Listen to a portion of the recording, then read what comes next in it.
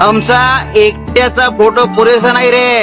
अरे रामा सोबत जसं त्याचं पंचायत नसायचं तसंच आमच्या सोबत आमचे भक्त आहे. कुठलेही काम करताना आपण फक्त निमित्त आहोत आणि गुरु ते आपल्याकडून करवून घेतोय ही भावना बाळगा.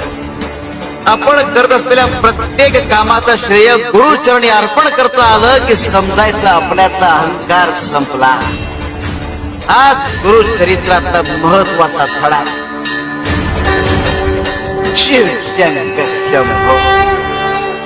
स्वतःचा उद्धार हा स्वतःच्या विचारातून होतो